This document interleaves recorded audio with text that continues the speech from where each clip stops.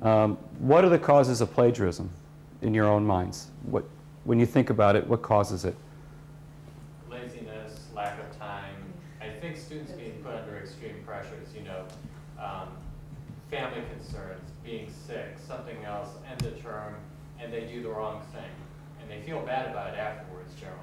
So there were laziness, lack of time, and pressure were the main things. And those are around time management. They have family concerns. What are other reasons? Insecurity. The one that always gets me is the student just doesn't like me. I know. How could that happen? I mean, I pay them, I bribe them, and they still don't like me. But sometimes it's not me, it's the course. Students placed in a writing course, they don't think they need to be in the writing course. The student doesn't want to do the course. The student actively dislikes the course or sometimes the teacher for some reason. And so you boil it down, and if you need to define two words, it's fear and loathing.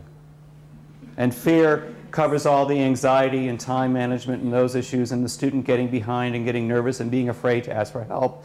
And the loathing is they just don't care. They don't want to invest the time, they don't care about the course, and they hate the idea maybe that they're taking it.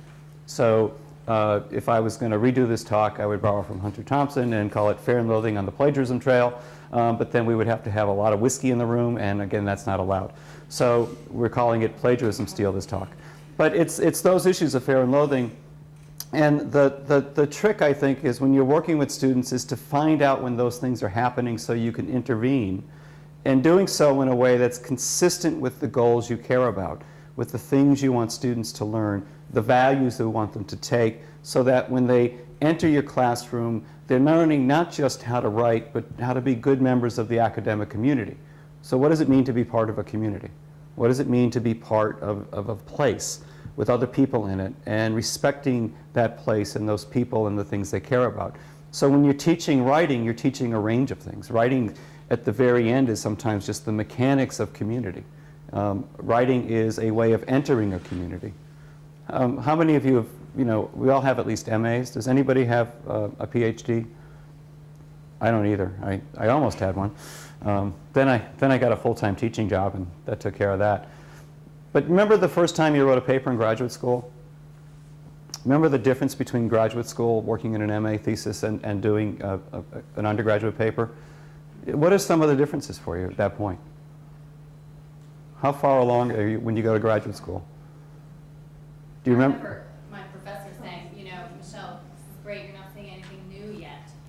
Yeah, one is you're not saying anything new yet. But two, what have you've made a decision to go to graduate school, right? So you've decided that this is a career path for me. You have decided that you like reading and writing a lot, that you're good at it, that you enjoy it, and that you want to pursue it as a career. So your mindset has changed into accepting and buying into the conventions of being an academic. You want to live a life of the mind. Remember being a freshman? How many of you passed first year writing? How many of you didn't have to take it? So half of you didn't even have to take it. How many of you flunked it? Nobody else flunked first year writing? I didn't either. But actually I did. And what I discovered is that when I was doing research for the PhD I never finished, I was doing research on the evolution of writing programs, and one of the books I read was a documented history of writing programs. And usually I have slides for these, but I don't. So I'll just tell you what happens is I do a workshop, and I'll put up on a board, this is usually for writing across the curriculum workshops, and I'll put up on the board the kinds of things you probably hear or maybe have said in frustration. Students don't know how to write, they don't know how to think, they have no idea that English is their mother tongue. It looks like they were never taught in high school, and you've heard that and said that. The quotes I show begin in 1892 and are spoken by the president of Harvard University. Harvard's had one of the first required writing programs. So the most elite institution, it was even better than Yale then, had a first-year writing program because students were coming in and judged being unable to write. And they used to do a theme a week. So Elliot, the president of Harvard, theme a week. And they would go through.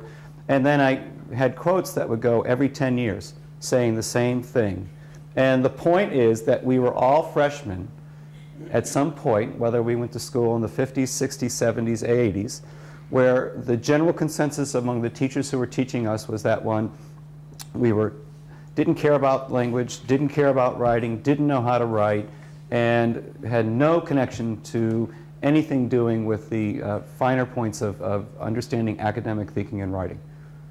The odd thing is that we're a group of people who have completed at least 4 years of college, some of us 6, and some of us 9.5 years working on a PhD and getting nowhere with that. But we went on, and this became our profession. The percentage of people who finish the 4-year degree in the United States of students of the population is not that high. It might be 30 to 40%. That's not very high.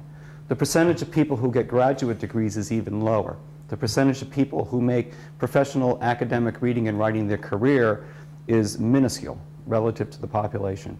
So we're teaching a very rarefied and special way of thinking, and we start with our youngest and most precious students, those who are new, and sometimes we set up a hurdle that can be intimidating or off-putting if we're not patient on getting them through the process.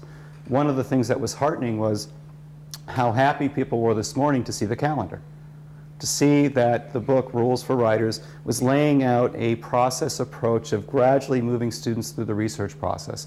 And what you're doing when you do that is you're introducing students and welcoming them into the academic communities and conventions that you want them to learn. So let's look at ways that are more or less welcoming.